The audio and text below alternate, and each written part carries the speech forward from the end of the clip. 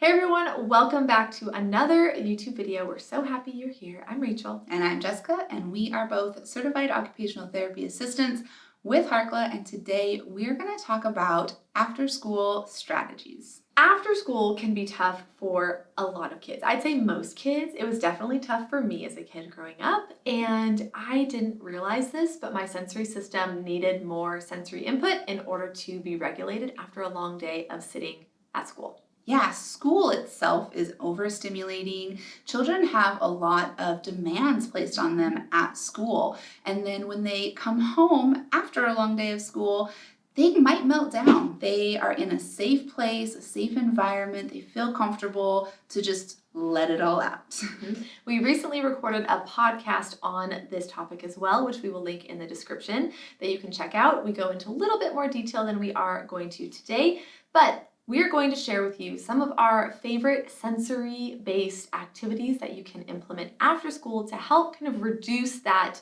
meltdown or that urge to lose it, if you will, and hopefully keep their sensory system regulated as well as your own sensory system. Number one is to have a quiet space in the house that your child can go. We like to call this a cozy corner or a sensory corner or a calm down corner, whatever you want to call it. It doesn't even have to be a corner. No, it doesn't really have to be a corner. It's going to be in a place in your house that's not like in the middle of the action of the house. It's going to be off to the side, maybe a corner, maybe a little like Harry Potter closet. Mm-hmm. Maybe you'll use a pop-up tent in a room, a bedroom, somewhere where your child can go away from the noise, away from the craziness of the house. It's quiet, it's enclosed, maybe it has dimmer lighting, just somewhere where they can go to be at peace. Alone. Yes, alone. No, they will be alone, but that, we also want to incorporate some tools to put in their cozy corner to help them regulate. So things like a weighted blanket or a lap pad, noise canceling headphones, maybe puzzles or Legos, maybe a visual, what are those? A bubble timer. Those are really fun to look at and very calming. Things that are relaxing, oral motor tools, vibration, things like that that can really help regulate the nervous system. Practice with these before the child gets home and they are dysregulated and they're about to lose it. Practice during the day, on the weekend, so they know exactly what to do, how to use the items, and hopefully you won't have to verbally cue them to say, hey, go to your cozy corner and calm down. You can kind of talk to them about, hey, your body is probably feeling a little bit overwhelmed from school. What do you think would be a good idea to get your nervous system, if you want to say get your nervous system ready, depending on the child, and then help direct them to that activity. Yeah, it can just become part of their daily after-school routine. They don't even have to think about it. It's just something that they do because it's part of their routine. Now, we do have a YouTube video on how to build one of these sensory calm down cozy corners. So we'll link that for you so you can watch that and create your own. Yep.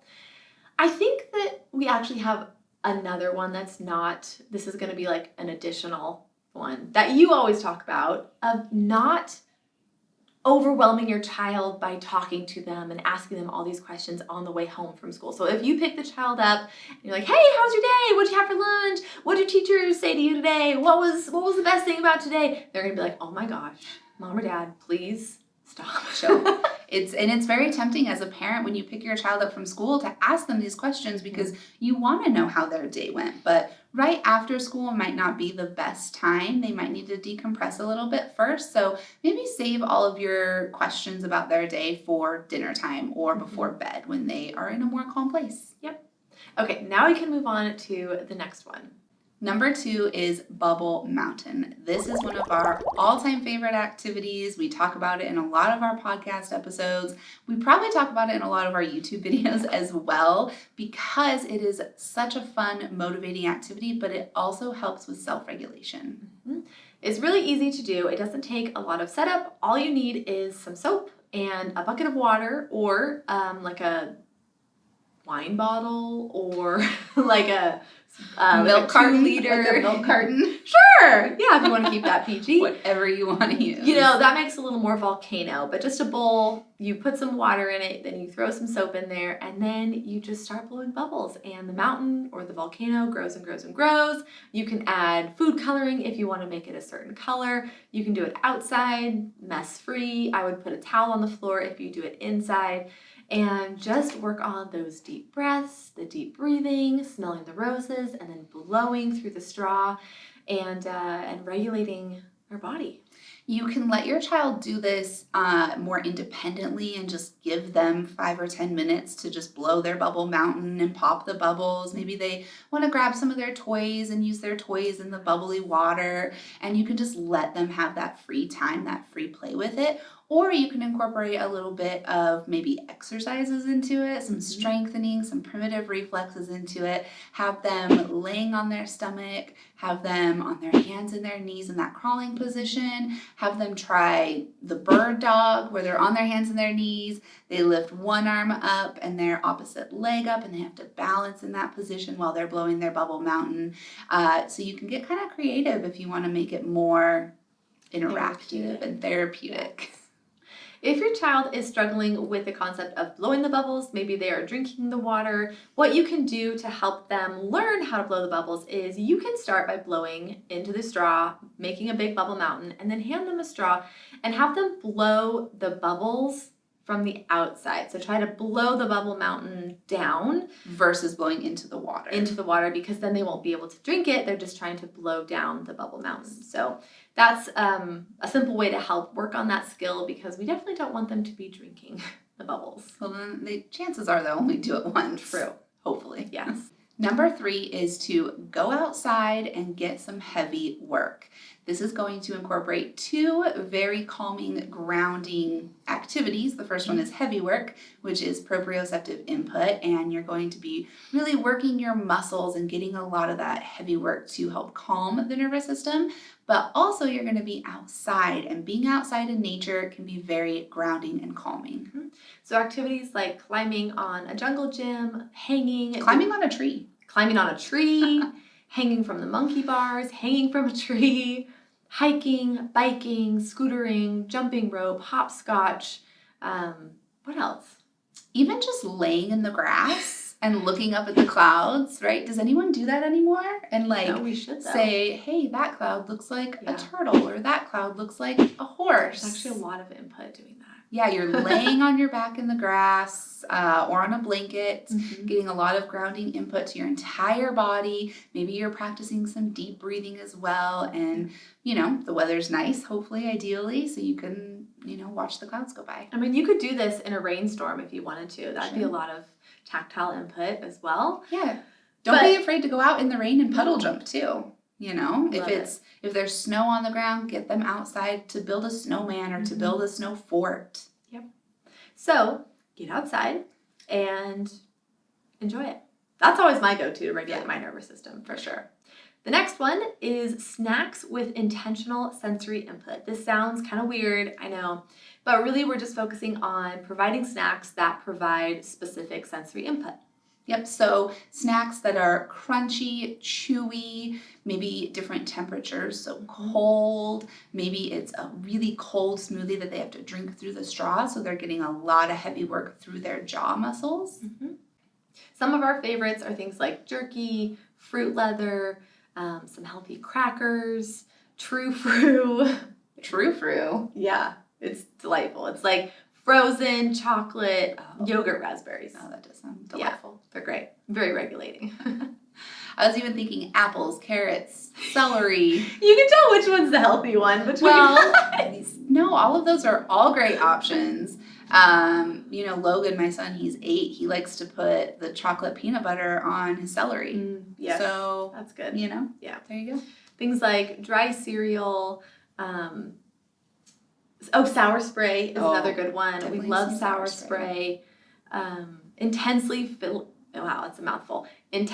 flavored foods. So like spicy foods, sour foods, very strong flavored foods that provide a lot of input can be really helpful after school. Yeah, just think about meeting your child's sensory needs. If they love to, if they're an oral seeker, so they're really going to benefit from all of this oral motor input from their snacks. Yep. The last one is an obstacle course. And of course, if you've watched any of our videos or listened to any of our podcasts or followed us on the gram for any amount of time, you know that we are obsessed with obstacle courses. Now, this doesn't mean like American Ninja Warrior type obstacle courses. This is just simple 3-step obstacle courses that include a function. So things like crawling through a tunnel to grab a puzzle piece, then you blanket swing and you put the puzzle piece in the puzzle board. But having an activity like this set up for your child to participate in when they get home from school, something new and different. If you have a nugget couch, those are great. That's what we are currently using for our obstacle courses. There's so many great ideas. We have more content on this that we will link in the description. Yeah, I was going to say we even have a specific YouTube video where we show you how to put together an obstacle course.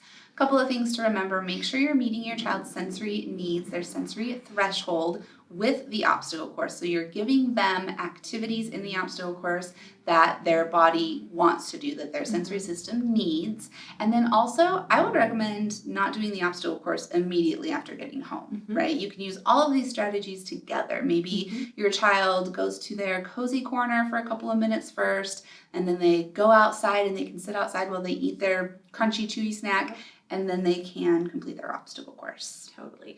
Getting their sensory system regulated before we ask them to do their homework or do their chores or have a really in-depth conversation will be beneficial for everyone. It's a game changer.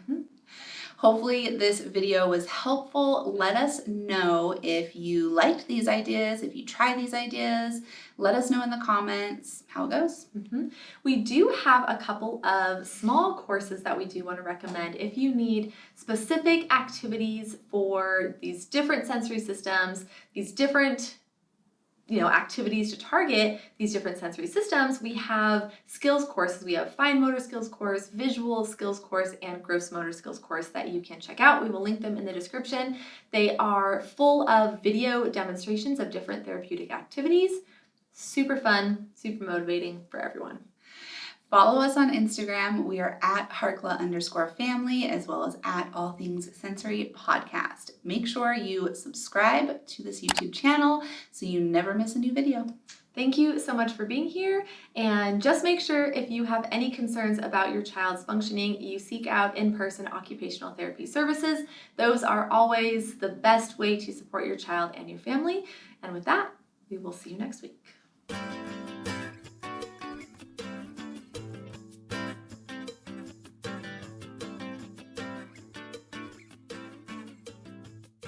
We're going to talk about after-school strategies. Yes, we are. It's going to be great. Yeah, we are. You leaned in before I we know, were. I'm sorry. Yeah, we